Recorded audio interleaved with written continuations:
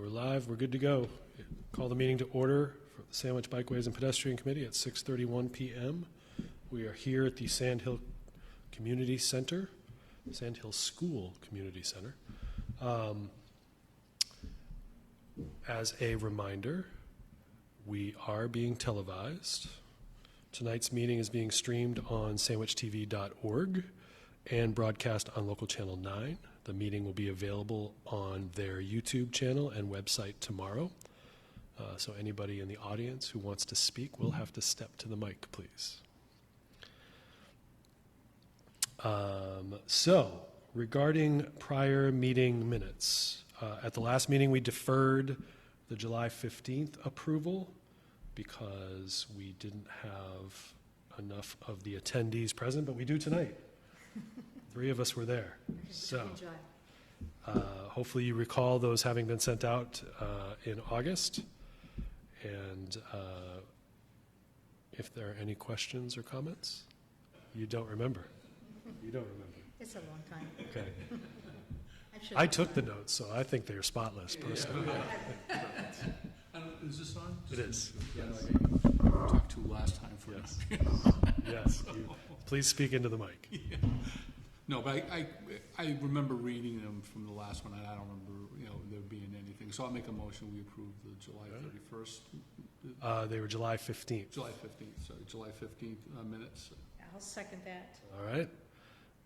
All those in favor? Aye. We'll say that they passed unanimously. We will defer approving the minutes from the last meeting since Brian is absent tonight.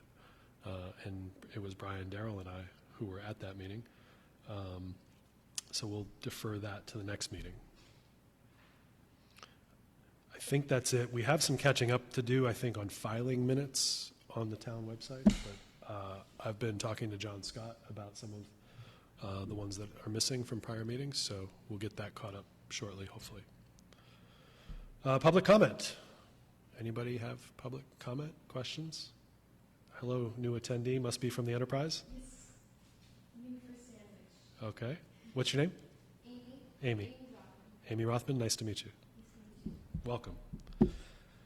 Okay, then on to ongoing business. Sam, could you provide a service road shared use path update that seemed as if Charlie was just referencing there might be some activity? Sure. I don't have a lot of information, but Okay. At the last discussed, they were making plans to do Route 6 work within the state highway layout after Labor Day had passed, which has come and gone. That'll involve milling and overlaying, doing surface overlay work out there. It will also may include installation of the hybrid beacon on Quaker Meeting House Road. So that's going to, which is part of the crossing of Quaker Meeting House Road. And all that work that is within the state highway layout had to wait until after Labor Day to occur. Some weeks ago, I had heard that there was potentially targeting, I believe this evening, tonight, and tomorrow for milling of the ramps, although that could be old news by this point. I don't know if that's current or not. That's just the last that I've heard. Great. How does that mix with the bridge work or the signs for the bridge work actually for that work? There's supposedly bridge The work. signs. Yeah. Yeah, there's a little bit of, I think they need to straighten out their end of construction zone signs. Right. I think Mass DOT will get that straightened out. Okay. I know there was some work planned on that overpass, but I don't know if that's happening simultaneously or. Yes, I heard that the overpass work will be ongoing. It may be a lengthy project, perhaps extending beyond a year in duration.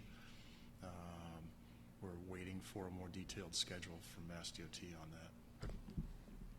So that's not associated with what's going on as part of, I mean, to be honest, I mean, I think we all kind of caught a little off off guard with the fact that all of a sudden, you know, we've been talking always like about the bike path and everything, and everything going on there at the ramp, and then all of a sudden, so do you know, was this planned for a while? I mean, that they were gonna be working on that overpass, because I don't think anybody really knew that, you know.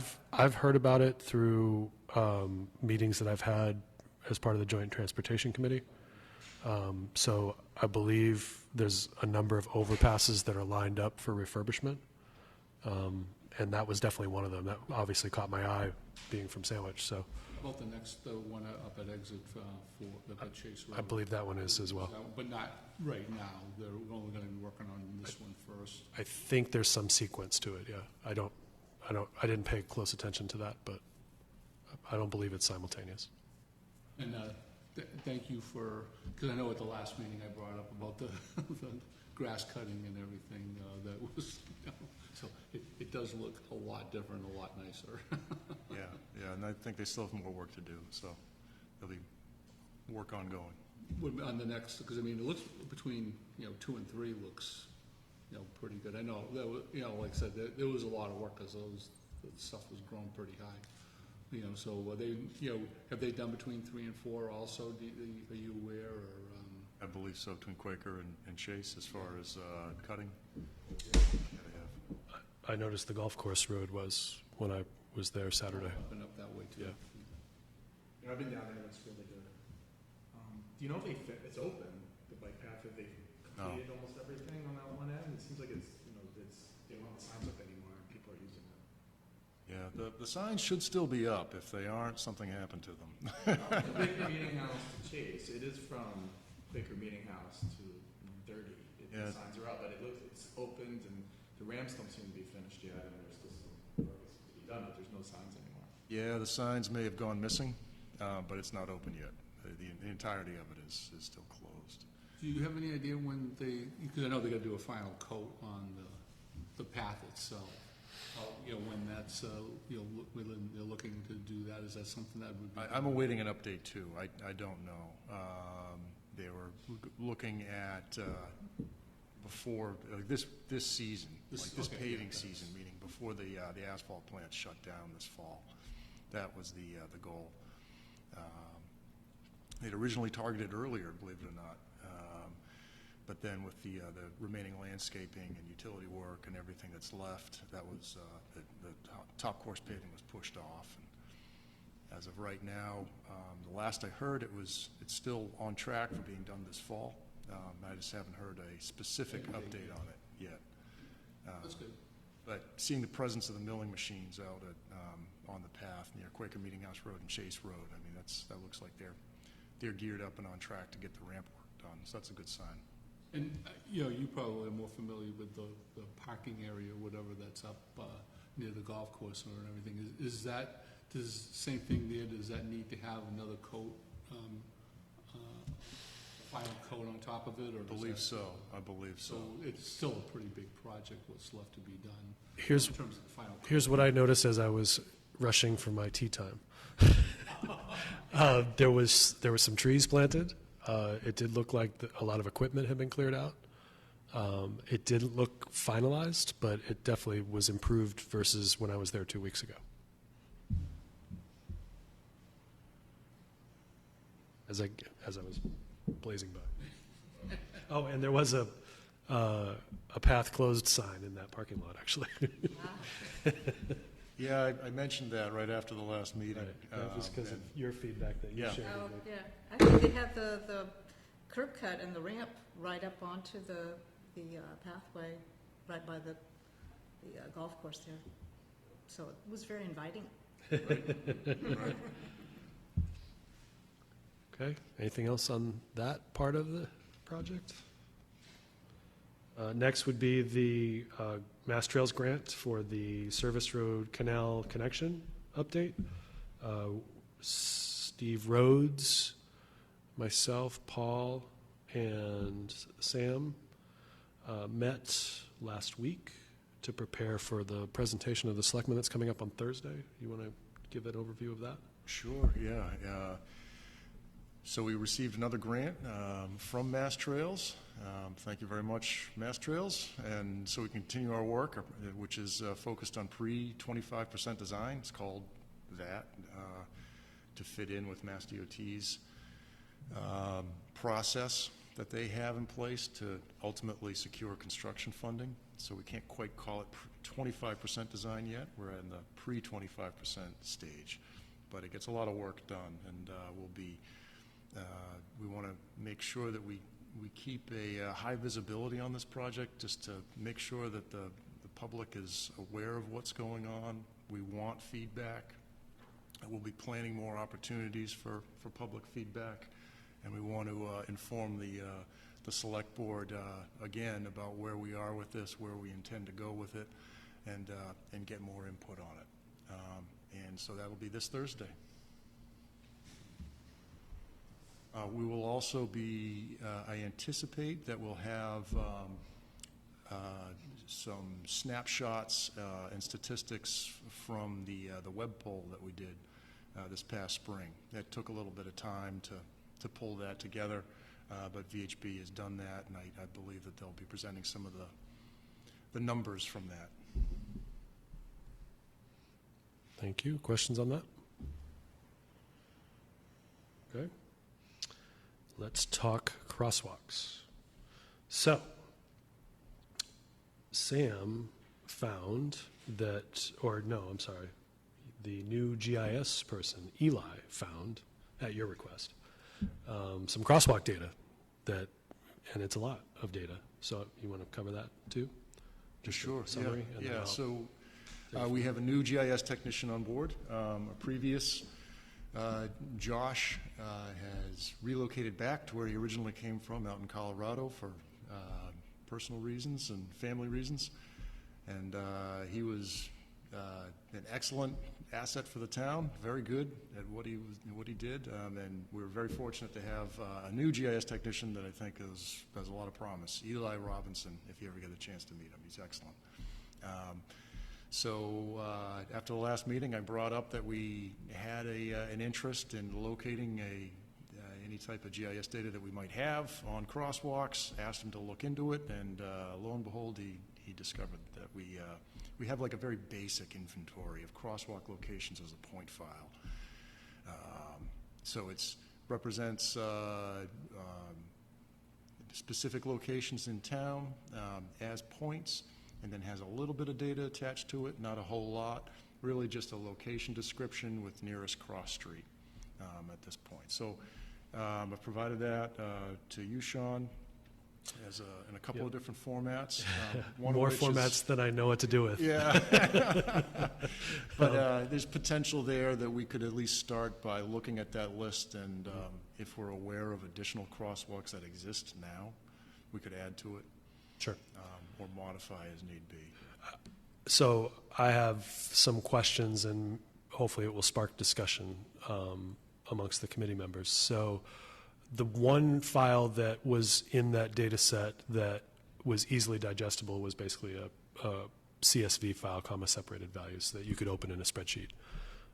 It, as Sam describes, it has the road that the crosswalk crosses, the nearest intersection, I think, where to help you locate where on the road the crosswalk is. There was some data sparsely filled in regarding last updated and some initials, and there was another data field too that now I've forgotten, and I meant to actually bring my laptop tonight so I could show it, and I forgot. So I will share it with everybody after this meeting when I get back to my desk. Do you know if there is additional data points that we could collect, such as condition or color or stuff like that? Width might be one. Okay. Type, where we could indicate where there's special surface markings, like down in the Main Street and Water Street, we have some that have a textured imprint into the asphalt surface. It's actually a synthetic asphalt surface, a red coloring.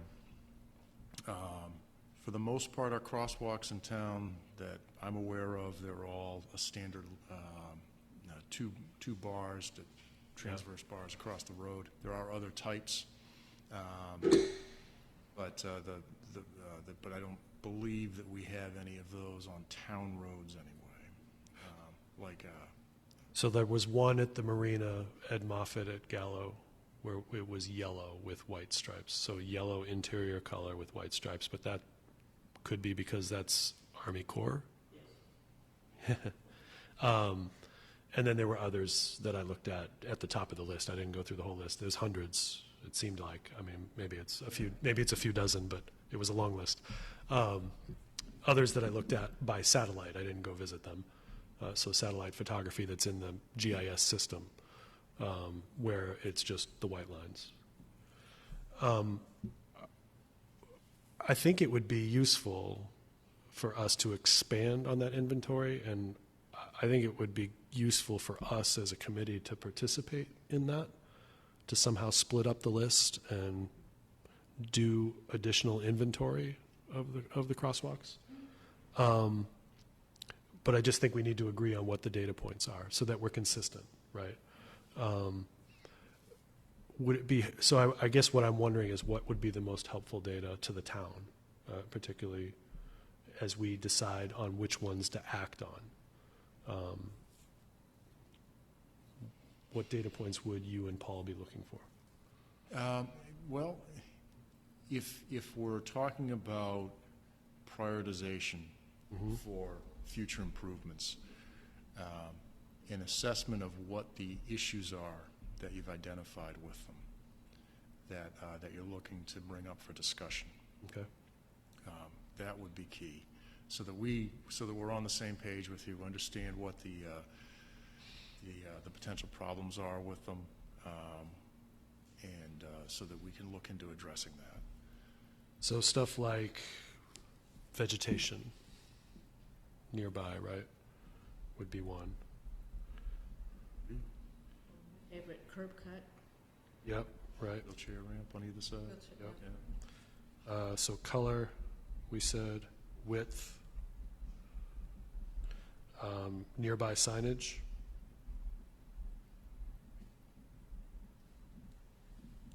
Maybe faded and visibility being an issue. So quality, maybe? Some kind of quality assessment?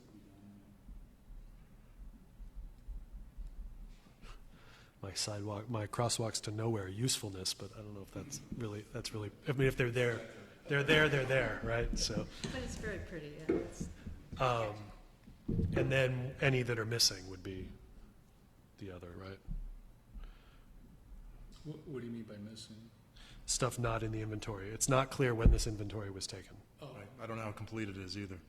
Right. So there may be It seems- marked crosswalks in the. It seems fairly comprehensive, but we'd have to figure that out. Like, well, if it's in that type of a file, then it's not, I mean, it's old, but it's not necessarily too old, especially if it has, sure. not having seen it, so you don't know Yeah. things that are, but sounds like there's a good list of, locations or whatever. Yes, it's definitely, Makes it pretty helpful, it's definitely a good place to start. yeah. But like, so for example, I'll bet that, and I don't know if any have been installed yet on Service Road, but certainly anything that's been installed as a result of the bike path project would probably not be in the list, but we'd Right. have to figure that out, Yeah, no, there haven't been any, at least, right? they've done the sides, but not the actual The actual crossings, markings. right, and right. Stuff there. Yeah, they've made progress in the physical wheelchair ramps, but they haven't done pavement markings yet. Are those required at all crosswalks or whatever? Our standard practice is if we're going to install a new crosswalk, we want to make it fully compliant with, and make it fully accessible. So that would include making sure that there was accessibility provisions on both sides of the crosswalk. And the standard for that is to have a ramp on both sides. Is there also, not just the ramp itself, but do you have to have some sort of, because I mean, I know on some of the places that they've put them on Service Road, it goes beyond just the ramp. There's also like a little part of A little bit of sidewalk to tie a into. sidewalk or Yeah. whatever. I mean, so I mean, kind of, I guess the sidewalks that go to nowhere. because they just go a little ways and then it's onto the. Well, that comes, just speaking generally, that can come down to the detectable warning panels, and think about this from someone with a visual impairment, right? So the detectable warning panels are there for the purpose of advising a person with visual impairment that they're entering an area where they could be conflicting with vehicular traffic. So it's important to make sure that there's a panel on either side, so that as a pedestrian leaves a crosswalk crossing the major road, like in this case Service Road, they can sense that they've crossed a detectable warning panel. They go onto a ramp, onto a sidewalk, which is in theory a protected area, right? But then there needs to be another detectable warning panel to advise them that they're going into a merged flow, which then is pretty much the limit of the project. It's just, it'd be great to extend the sidewalks everywhere, but there has to be a limit to it, and it ties in with a shared space at some point. And so that's where those extra panels come in.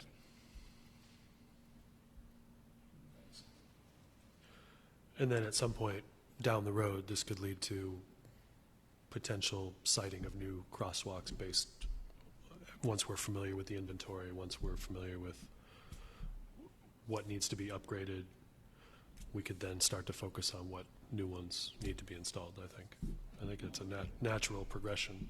It's good to know where they all are. Yep, right. Just to, for, like you said, because in case later on that obviously there's, things change in a town, what's happened out at, Katuitt and Quaker Meeting House and all the activity and all the new things and everything that goes out there, so you're gonna need, to update that and already knowing what you have out there. Plus it helps, I'm sure, yourself, when you gotta go and look at these places and, put into, try to get grants and all that. I mean, it's better off to know it up front where gonna potentially need it, to get that taken care of. Yeah, that's a valid point. It could be helpful to then be able to point to an inventory of crosswalks that's maintained by the town, yeah. So unless I hear any objections, my plan this week is to incorporate these ideas that we've discussed here, and I'm open to more if there are more. Divide up the list, parcel it out, and we all come back to the next meeting with some compiled data and see how many other gaps. I don't expect we're going to finish it all before the next meeting. If we do, that's great. And then see where that discussion leads us once we know what we've got. So, Sean, do you plan to divvy it up in terms of geography, or how would you? I think so, so that you're not So that you can driving see- to all parts of town. Right, and that in this particular area, there may be Sure. crosswalks that aren't on the list, Right. that kind of thing. Yep. I need to digest the data a little bit more. It doesn't lend itself to great groupings like that unless Yes. it's already kind of sorted geographically. The top few that I looked at happen to be at the marina. So we'll have to just see how it is. I know you say you're It's not not doing that those, big. but how many, are you, can you, I know it might be tough to tell because it's still going. I didn't scroll to the bottom of the document, so I don't know the actual count, but it was a good number, I think it was just over 100 that Yeah. are currently inventoried. which, given there's 7 or 8 of us committee members, won't be that many per person. No, that's what I was just kind of like trying to figure in terms of, because the thing is, that's just that we don't know how many, Yep. we don't know at least how many, Right. crosswalks and everything that are on. So what I will do is I'll forward the CSV out tonight so you all can see it and look at it. And then I'll start to give it some structure, the project some structure after that. But if you have feedback individually, in the interest of open meeting law, send it just to me, not to the group. And I'll try to take all the inputs and then give you some output. You're gonna find that out tomorrow, right? Yes, yes, we are. Is the expectation we just be able to provide the town with an inventory and some assessment of them, and that, I mean, Yeah, I think what we would want to do is add the observations of the list we just came up with. Vegetation, whether there's a curb cut, the color, the width, whether there's nearby signage. You know, some of these are just yes or no, right? You know, vegetation would be, does it need to be cut back or not? Yes or no, right? Can you send that out along with Yep, the list, just sure. so that, you know, we all know that we are all looking at the same thing? Absolutely. Because obviously, plus there's some people, Yeah, if you're gonna and I get- think like a quality data point would be just a brief description, right? Faded on one side, you know, needs a new coat of paint, you know, whatever.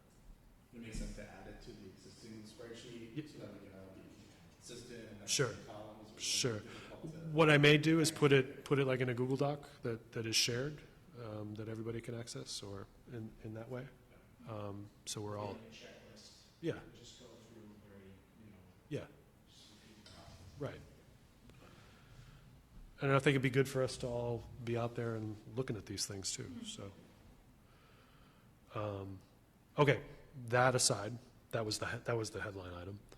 Then the bullet points. So Sam, can you talk about Route 130 in Quaker? Because there's been some recent striping there, and there's the bike thing that's going across one way to the school. And just talk about the design there and how it's being executed and where we are at with that project overall. Sure. Let's see, in late August, Lawrence Lynch made a concerted effort to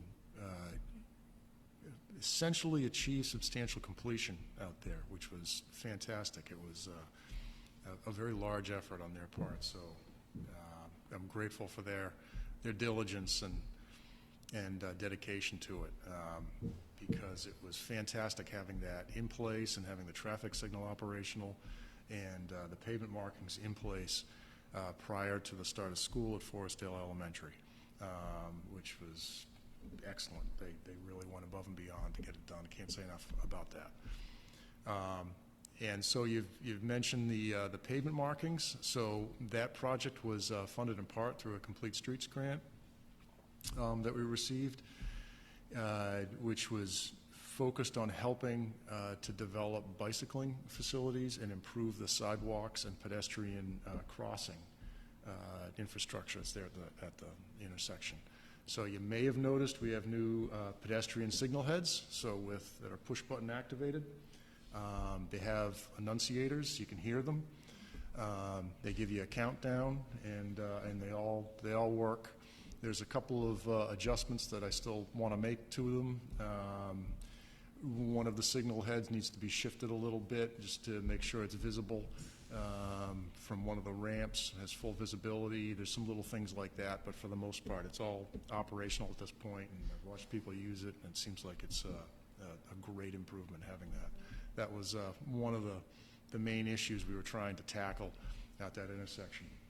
So if they press one button, does it affect all of them? Yes, So yes, it's not that's the way just- it's set up. It's a dedicated pedestrian phase on all the different crossings, so there's all 4 of them. But it's on demand, so it doesn't come in at any other time. It's only when it's asked for. There's, let's see, so we have wider sidewalks in place now. There's a short section of what's on the plan labeled as shared use path on the southeast quadrant, and then wide sidewalk that extends up the northeast quadrant up on the Golden Triangle side, so to speak, up Route 130. We're with very long-range plans to extend that at some point when that can come around. Let's see, we widened the sidewalks on the other quadrants as well. And on the Russo side, the southwest quadrant, we're able to get some setback of that sidewalk off of away from the travel lanes. It's I think will add some comfort to the pedestrian experience out there. I've seen a number of pedestrians go through it. It seems like it works pretty well, considering that it's a very busy intersection, very high traffic volumes, a lot of truck traffic too, which adds to the complexity of it. And then there's also the bicycling improvements that are out there. There's actually bike lane, Route 130 northbound. That is in between the through lane and right turn lane. That's a dedicated bike lane there. Route 130 southbound, I believe, if I recall correctly. I don't have the plans right in front of me, but there is bike lane on that side as well. There is, I've ridden that one, so I can Where we I can didn't have attest to that. There you go. You've used it. Yeah, I have, yeah. All right. And then we do have some shared lane markings, the sharrows, where space didn't allow for bike lanes. There are bike boxes. Those are large green boxes that are set up to allow bicyclists to stage at a red light, so they're in advance of the stop bar for motor vehicles, to give them enhanced visibility with the idea of improving safety through the intersection. And then we also were able to incorporate a number of changes to improve capacity all around. Had a little bit of a wrinkle with the start on the detection and timing side on Forestdale Elementary. It was we didn't have the programming exactly as we wanted it to, so there were some long delays leaving Forestdale Elementary on the first couple of days, but our traffic signal subcontractor got right back out there and fixed that, and I believe that has since been resolved. There's a few more pieces that still need to be added into the control cabinet, and that's going to bring the full timing sequence up to speed, really. To summarize, there's a lot to it, and there's just a little more work to be done. But believe it or not, there'll actually be some more improvements coming to the timing and capacity through the intersection. It's been a challenging project to work on, just given the amount of traffic that's out there, and particularly trucks, and very demanding. But I think that overall, the town has been pretty much very understanding about that, because I think it's really a big improvement. Questions, comments from committee members before I fire away? What are they going to say on Facebook now? Well, be careful what you wish for.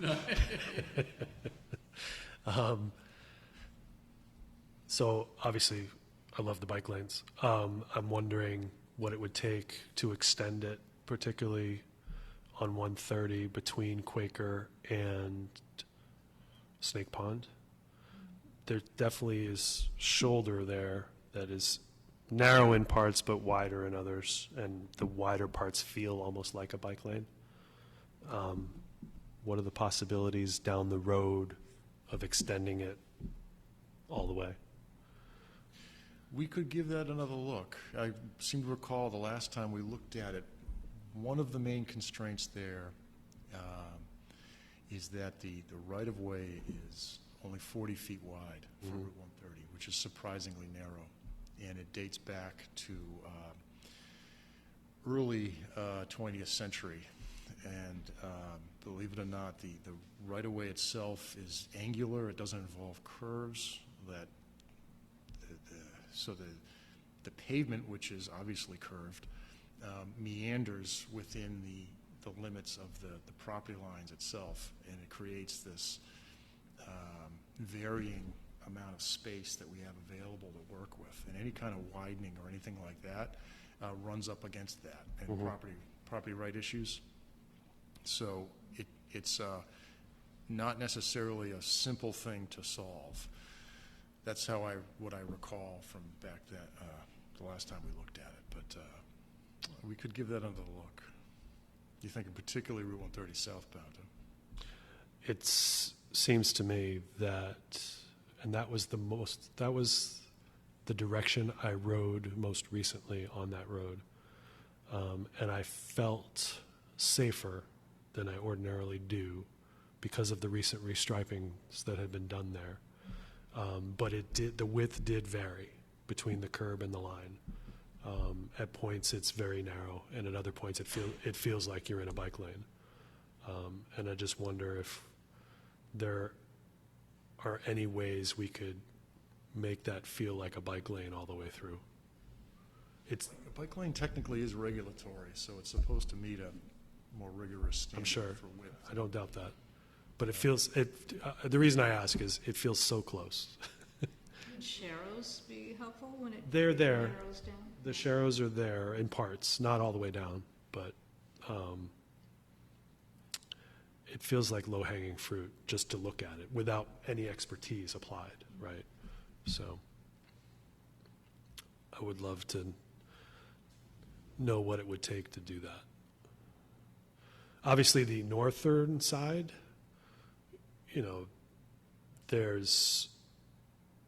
seems like there's opportunity, but it seems like it's like halfway on one side of the road and halfway on the other, right? There's the Mass Wildlife property on one side, and then there's the cemetery on the other. And it seems like that there's enough width to play with there, but that feels like a bigger project to me that requires design and study and grants and everything. The southern end of 130 between Quaker and Snake Pond feels like less of a lift, just to my amateur eye. Experienced, but amateur eye. We can give that a look. Okay. I can't make any promises. Of course not. No, I don't expect you to have the answers here tonight, but I would wonder what it would take, just ballpark. You know me, I'm about seizing on momentum.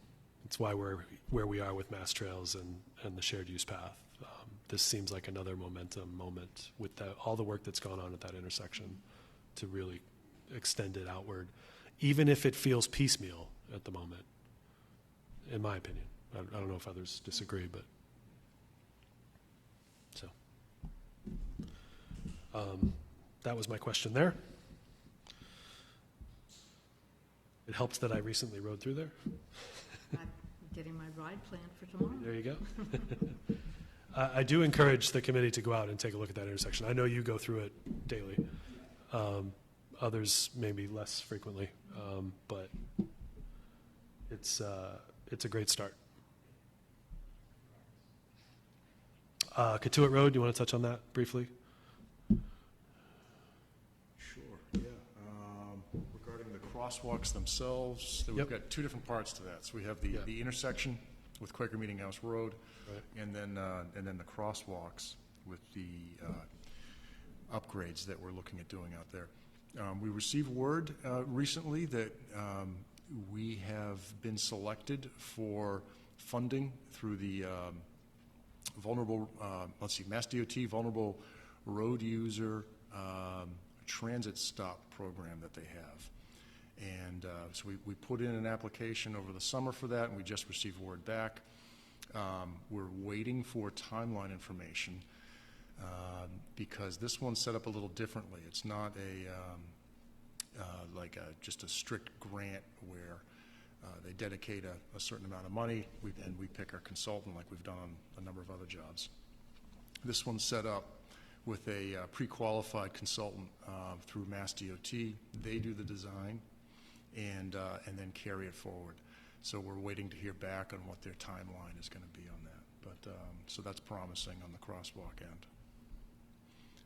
As far as the intersection goes, we've been in talks with Stantec, who was the lead engineer for the Route 130 Quaker Meeting House Roads intersection job, and we're working out the terms for getting that design going. So that's in the works, and we'll have more information on that soon. Cool.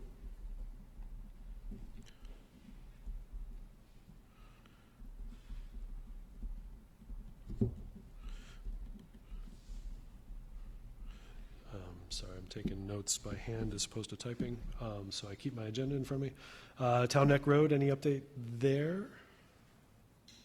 It's on our radar. We don't have specific information for you right now on that. We have been talking about making improvements there, but as of right now, we've had to focus on other elements. Okay, thank you. Anybody have questions on any of that? All right. Bike racks, just to follow up from the last meeting, I sent you the info regarding the Safe Routes to School grant program. Just for the committee's benefit, the application window is November 1st to the 15th, very specific. And it is for either new bike racks or upgrading bike racks at schools. I did clarify that recently.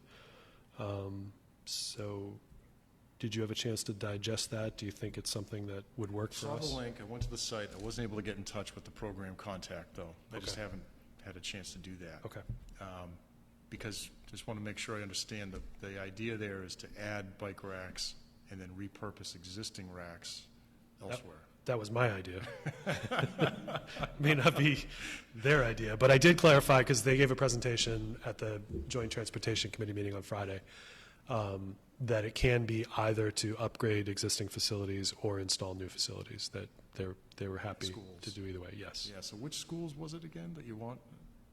All of them, All of them. You want more racks. yes. So Well, you've seen the demand for the racks. No. You've seen them overflowing. what I want is the existing racks to be repurposed for areas where I think we need them and we don't have any other funding source for. So it's not so much that I think the schools need racks, it's that the Center for Active Living needs a rack and is overdue for one. And then the new recreation facilities down by the wing school fields, I think at the basketball court would be a perfect spot. Given that Safe Routes to School probably won't pay for that, I'd like for them to help us upgrade our existing racks at the schools and then take the racks that are at the schools today for those other purposes. Yeah. Yeah. Right.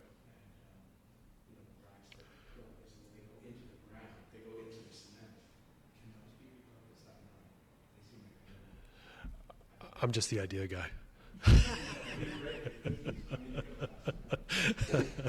That I think if there's a will, there's a way. But mostly, I'm interested in getting racks to the places where we need them. And if that's the way we have to do it, then that's the way I'd like to do it. You tell me whether that's possible. Well, I just don't want to run afoul of our grant agencies. No, no. You know? That I don't either. They're very But- helpful in us staying Yeah, best of terms with them, so. absolutely. I agree. But I do know that the rack that Jonathan just described, which you weren't at a mic, so I'll have to describe it for the home audience, but it's a curvy rack with two posts in the ground. Those aren't necessarily the types of racks we've installed everywhere else. That's an older style rack. So if we were to, at Oak Ridge, put in one of or a few of the ones that we've done elsewhere with the post and the circular, multiple points of Hitch, I contact. think is what that was Yeah. called. I think that would be great. That means Oak Ridge gets better racks, and we get racks to other places that need it without having had to fund it ourselves. So you're describing the kind of the ones that are out here? Yes. Yeah, the one that's right at the corner there. Yep, yep. Yep.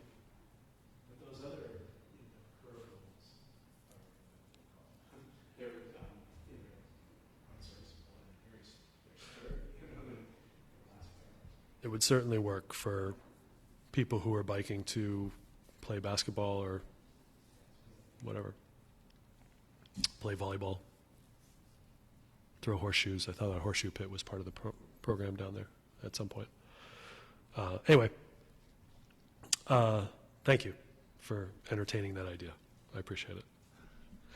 At the last meeting, Jonathan, you're going to have to step to a mic for this and for the next item I'm going to call on you for. We deferred discussion on additional 4-foot passing signs, although I did share what you had asked of me, which is Service Road may not be the most intuitive place for it, but it actually makes sense. And having ridden Service Road yesterday with a bunch of other cyclists, that was, we did bring that up. So, but I wanted you to be able to speak for yourself, so. It was just a thought that because there's a bike lane, I think a lot of people might expect that a cyclist would be on the bike lane, but there's also the law that states that you can use the road. So it's like a reminder to the people that are driving that, yes, the bike lane exists, but the cyclist doesn't have to use it. Mhm. That's all. And it's just a reminder, and because I've been out there and had people remind me that the bike lane exists. But as they're going by at 45, I'm like, but it's still closed. They can't tell, you know what I mean? So it's not open yet. So, and I that sign at the end often is it's flat. Sometimes they lay it down, but I don't know. I just think it's helpful to have those signs if it's possible. I've also read comments online where people were wondering why cyclists were in the street when there's a bike lane. Yes. It's just like a Prevailing thought. yeah. When there's bicycling events that in town and they're going to use Service Road, they're not going to use the path because they don't want to have to negotiate with everyday users. And that is a shared use path with multiple types of users, that they're going to continue to use the road. That's what we did yesterday when we biked to Provincetown. So I know the state was supposed to be giving us more signs. Do you know if those have come in? Are they ready to be installed? Are we looking for locations, or am I actually behind and the town's actually installed them? There's a number of signs that are installed. I don't have a count for you, but they are around. Yes, I've seen them, sure. One has gone up and since been hit on Tupper Road, I can tell you that. So we're waiting to get that back out. That's unfortunate. Yeah, no, just south of the town offices at 106A. Okay. Yep. But there are a number of them around. Yep. And in talking with Paul Tilton about this for Service Road specifically, because at that last meeting we had batted around the idea of putting them like midpoint between Route 130, Quaker Meeting House Road, and then again the next segment over to Chase Road. In looking at that and thinking about it a little more, I wonder if it might make more sense to put them at either end of Service Road, with the idea being that even where bicyclists may be using the shared use path, they still may be entering traffic Sure. from Route 130. You know? And so having a sign like that at the entry point near Route 130, and then again at the opposite end, maybe near Town Hall, the town line rather, that might be logical. You put them on both sides of the road? Yeah, if we can get the signs, that's a Only possibility. because, Yeah. I'm sure you bike on both sides of the road. I do, Right. It's on two sides. Yeah. frequently. I think that's great. I think more signs is better, to a point, obviously. We don't want signs everywhere, but on places where we know there's cycling activity, additional signs would be a good thing, I think. And If they're appropriate. not there already. Don't take away from other signs. Right, That's- exactly. Yep, understood. Try to keep the number of signs to an absolute minimum. Yep, The more signs that there are, the less people pay attention to them. sure.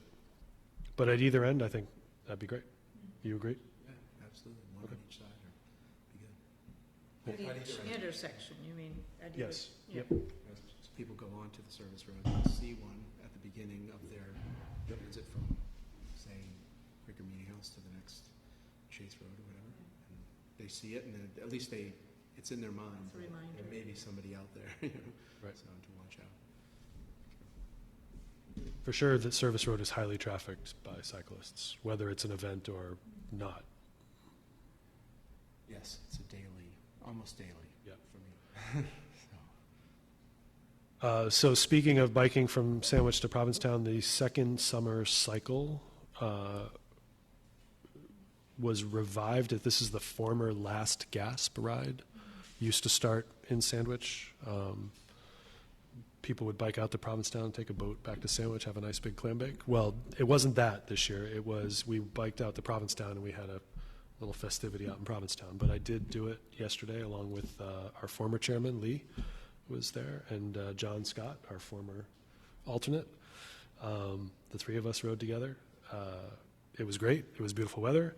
But there was probably 50 to 75 people that gathered at Heritage Museum yesterday morning to bike that distance. There was a 100-mile distance that started in Mashpee. There was a 30-mile distance that started in Orleans. But this seems like this will be a recurring event. It was to raise money for 19 different organizations, nonprofit organizations on the Cape. So just to bring it to the committee's general awareness, some of you were probably more aware than others, but it was a great event. I was really glad I did it. I had a mechanical issue halfway through, and I was saved by the bike tech, thankfully. I didn't know that I had a carbon seat post. I learned that for the first time yesterday. I did not snap completely, thankfully, but it did crack. But I was able to get sent on my way and finish the ride, which was nice. So just so everybody knows that there was an event that started here in Sandwich, and hopefully people got coffee and did other things in Sandwich before they left. So. Did you go back? No, Lee arranged to have his car in Provincetown with extra bike slots on his roof so that I could. Yeah, they did have buses back. They did, yeah. Yeah, but I had more personal transportation, which was, I think, better, personally. They may not have liked having me along. But, anyway. Other things to bring to everybody's attention. I emailed everybody, and apparently the town clerk did too, that the open meeting and public records training is tomorrow night at the Center for Active Living. So if you can attend, that would be great. I will be there. The kids' mountain bike program starts this Wednesday. This is a very bike-heavy week, much to the chagrin of my family. But that is starting this week. I am volunteering as a ride leader for that. I don't know how many kids we have signed up. I haven't heard an update, but it's usually a dozen to 18. And a great time is had by all, especially us volunteer ride leaders. And speaking of events and potential events, Jonathan, I also deferred discussion on this to tonight about your idea for the street project. So if you could talk about that. It's just a short film about different ways people use roads and streets. And it's just it's kind of thinking differently, of thinking in new ways or different ways of how we're interacting with streets and how the possibilities that exist for development of roadways moving forward. And I think the idea was to have people, just as a discussion point, a town thing, people could, watch it together and say, well, that's an interesting idea, but maybe we could, do something different, or just have some new ideas to come to the, for the town of Sandwich. I saw the film. I thought it was relevant to our group and also relevant to the town, just to be able to here's some new or different ideas about the way people are using it. So, and maybe we could do it. We could do like an open house type thing where we invite the community in and everybody watches it together, and we think about maybe it spurs discussion about how we want our town to be. As part of the Mass Trails grant work current that we're doing, we need to do additional outreach. Could this be something that we could dovetail with that? Perhaps. I just would want to know more about it. So. Right. The other thing I wondered, Jonathan, is it appeared as if that there's a licensing Yeah, portion of it. Yeah, it's not. You can't just Right. play it for free. So. Right. So we would need to find a funding source for that.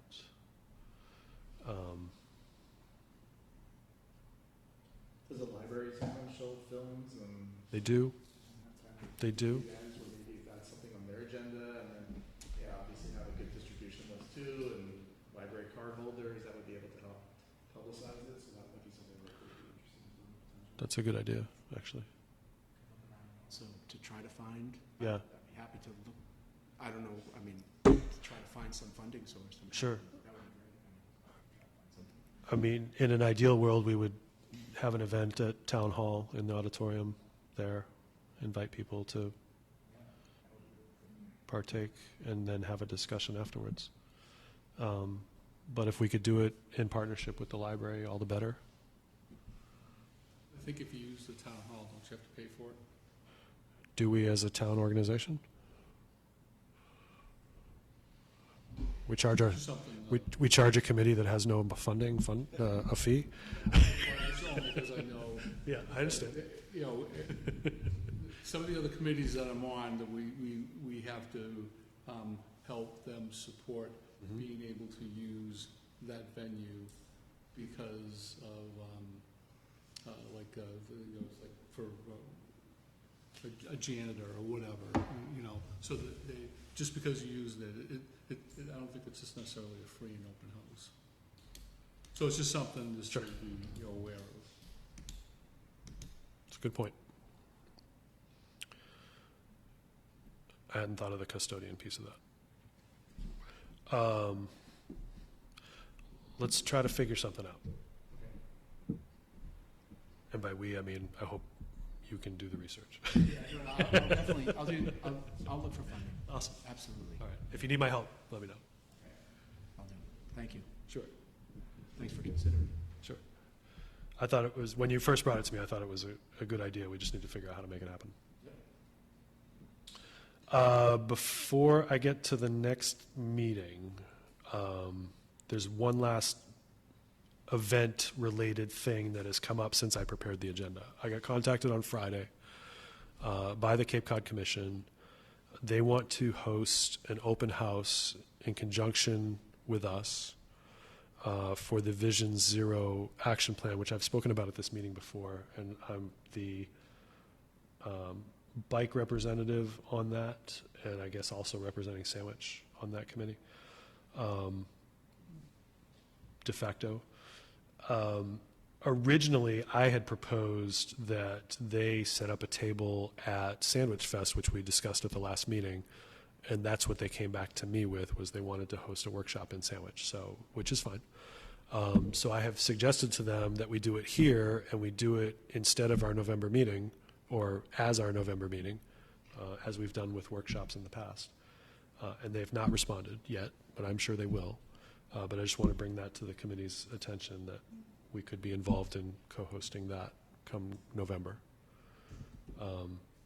And it's basically, they want to spread the word on the Vision Zero action plan and what they're doing, and get public input, much like they're doing with the online tool that we talked about at the last meeting. This is one of their outreach mechanisms, is to host workshops around the Cape. They're doing a virtual meeting.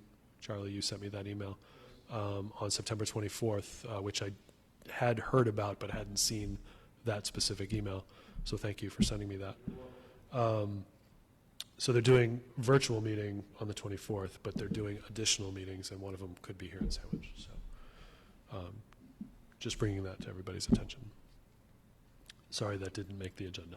So that's what you're looking at. I thought there was something else going to be planned for the November meeting. No. Not that I'm recalling at the moment, unless I'm having a senior moment. No, I mean, I could have it mixed up with something else. But for some reason, I thought that there was some sort of, you know, we're not having any other kind of workshop or whatever with the bike paths. I don't think we have anything planned I think it's too early concrete for that. yet. Yeah, We want to have more design data. we will have one, but I don't think we're ready to schedule it yet. But in the October meeting, you hope to plan to have the stuff from Steve Rhodes, the input that he got from the last open, the meeting that we had. Is that We'll be sharing it with the selectmen on Thursday. We can certainly bring it to the next meeting too. the next meeting too? Yeah, okay, thanks. Sure. That One Cape thing is happening in Harwich. Charles Marone is speaking. That's this week, I think. Yes. I just found out about it, September 18, 19, Yeah, Thursday, Friday, I think. some beach club in Harwich. Yes, Winchmere, I think. Yeah. I don't know if any of us are attending. I'm not. I am not either. I have participated in those in the past as a panelist, but I'm not participating this year, so you're going. Nice. Let it be known that Candy is representing Sandwich. No. Yeah, there's a couple things on the agenda that I think pertain to cycling, vulnerable road users. I've been having such a tough time with that phrasing lately. I stumble over the vulnerable. Anyway, anybody have anything else before we talk about adjournment? Next meeting, October 21st. That's the third Monday. We'll be meeting here, 6:30. Do I have a motion to adjourn? Oh, Charlie, sorry.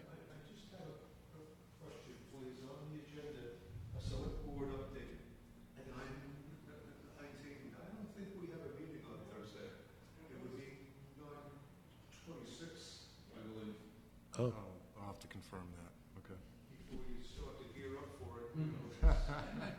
that would certainly change my plans for Thursday, for sure.